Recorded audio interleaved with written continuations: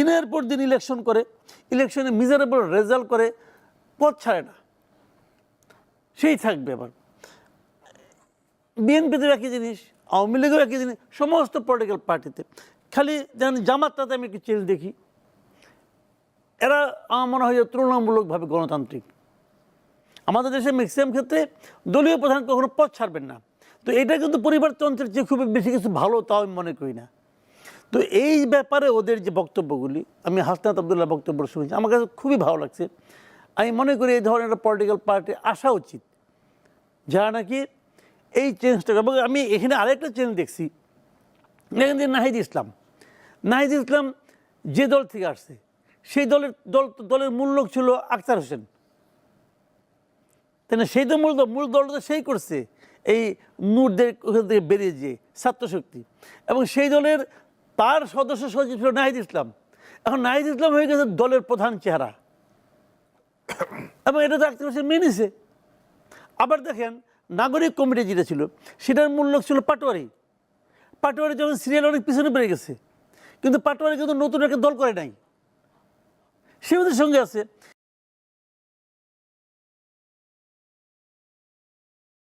পরিবারতন্ত্রের রাজনীতি কি কবর রচিত হতে যাচ্ছে বা হওয়ার সম্ভাবনা আছে কিনা? প্রথমত জিনিসটা হলো যে পরিবারতন্ত্রের বিরুদ্ধে তাদের যে আহ্বান, এটাকে আমি খুবই ইতিবাচকভাবে দেখি। খুবই আমি মনে করি এটা হওয়া উচিত।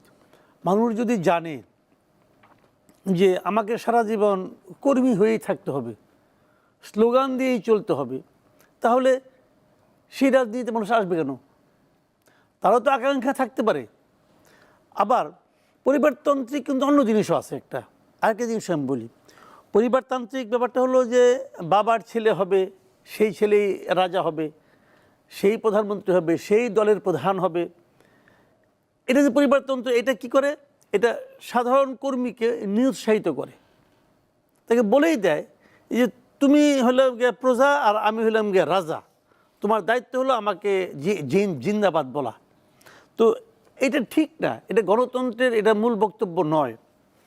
আমাদের এখানে আরেকটা পরিবারতান্ত্রিক না, কিন্তু আরেকটা এরকম একটা ঘটনা আছে। সেটা হলো গিয়া যত দল দেখবেন আপনি, দলের যারা প্রধান হন ওনারা প্রধানের পদ ছাড়তে চান না, কেউ না। দেখেন আমরা যখন স্টুডেন্ট ছিলাম তখন দেখতাম এই রাশেদ খান মেনন, তখন থেকে ওয়ার্কার্স পার্টি মনে হলো যে ওনার একটা প্রত্যেক সম্পত্তি আর কি পাইছে, ওটা উনি জীবনে ছাড়বে না, ওইটা নিয়ে এসে আছে। তো এই পার্টি কীভাবে সম্ভব? এবং একই জিনিস জাসদ দিকে হাসানুল হক ইনুর প্রত্যেক সম্পত্তি হয়ে গেছিল, ব্যক্তিগত সম্পত্তিতে পরিণত হয়েছিল। তো এরা কিন্তু কেউ ছাড়ে না, ছাড়ার কোনো ইতিহাস নাই। দিনের পর দিন ইলেকশন করে, ইলেকশনে মিজারেবল রেজাল্ট করে, পথ ছাড়ে না, সেই থাকবে। আবার বিএনপিতে একই জিনিস, আওয়ামী লীগেও একই জিনিস, সমস্ত পলিটিক্যাল পার্টিতে। খালি যেন জামাতটাতে আমি একটু চেঞ্জ দেখি, এরা আমার মনে হয় যে তুলনামূলকভাবে গণতান্ত্রিক। বিদেশে দেখবেন নির্বাচনে দল হাইরে গেছে, দলীয় প্রধানের পদ থেকে তাকে সরে যেতে হচ্ছে। ইংল্যান্ডে দেখেন আপনি। তো এটা কিন্তু এতটুকু সৌজন্যতা বোধ আমাদের দেশে নাই। আমাদের দেশে ম্যাক্সিমাম ক্ষেত্রে দলীয় প্রধান কখনো পথ ছাড়বেন না। তো এটা কিন্তু পরিবারতন্ত্রের যে খুব বেশি কিছু ভালো তাও আমি মনে করি না।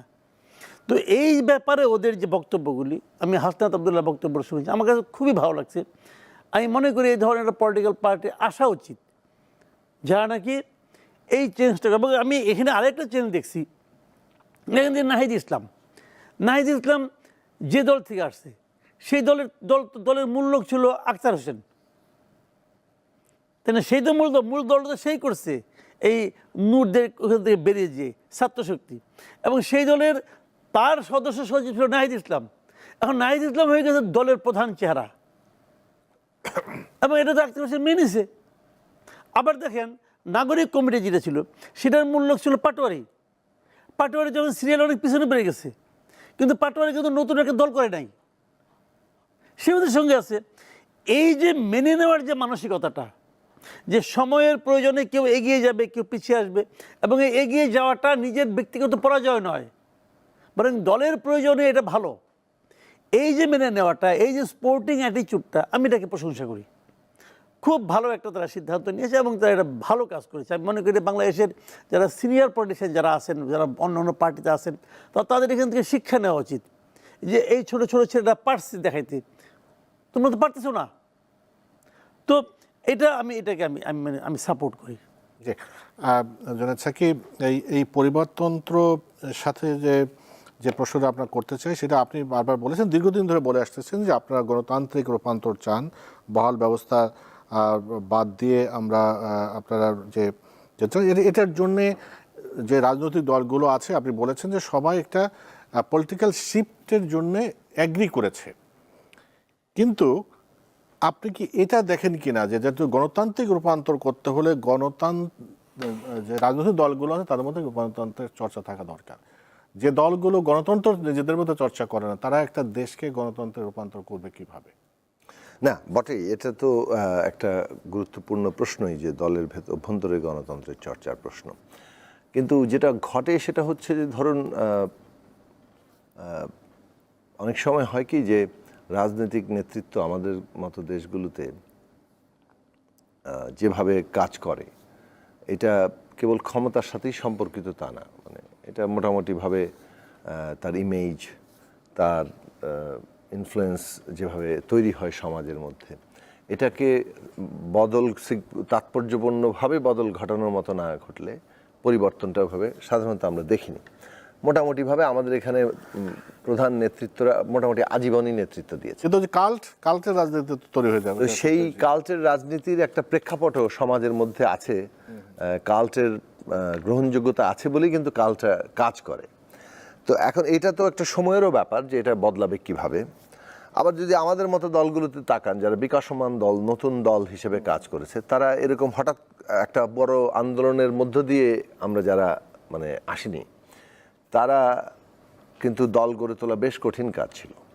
এই দ্বিদলীয় মানে দুইটা বড় প্রধান দল যারা ক্ষমতা কেন্দ্রিক জায়গা আছে তাদের সাথে অন্য দুটো আরও বড় দল জাতীয় পার্টি জামাত, তারা কিন্তু এই প্রধান দুই দলের সাথেই মানে কখনো না কখনো জোট করেছে।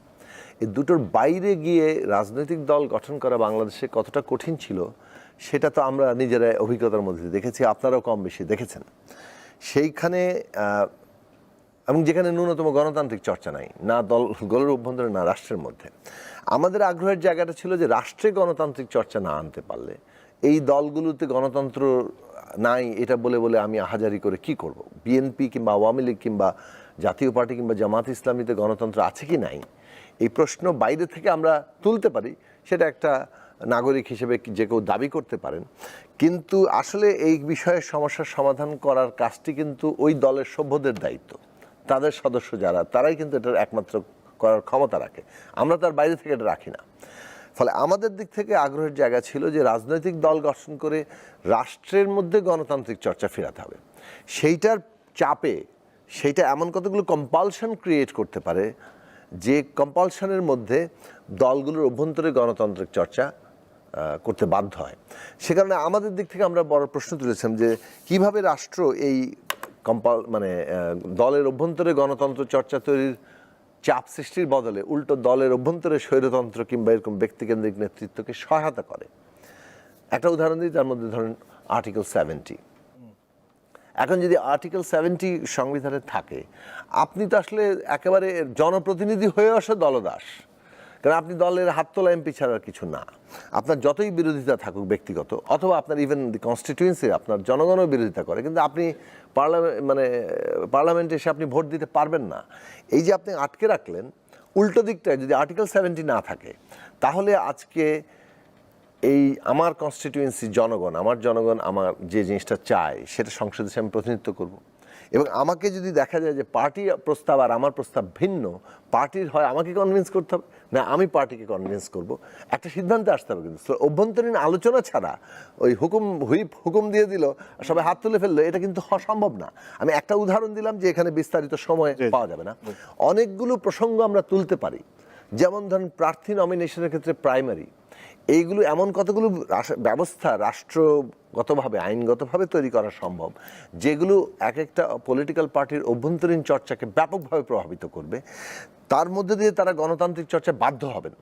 সেই জায়গাটা তৈরির ব্যাপারে আমাদের আগ্রহ ছিল। ফলে আমাদের নতুন রাজনৈতিক বন্দোবস্তের স্লোগান কিংবা এই যে রিপাবলিকের গুণগত পরিবর্তন ঘটানো, সেটার মূল উদ্দেশ্য হচ্ছে রাষ্ট্র এবং রাজনৈতিক ব্যবস্থার এমন পরিবর্তন ঘটানো যাতে করে সেটা পার্টির অভ্যন্তরীণ জীবনকেও প্রভাবিত করতে পারে।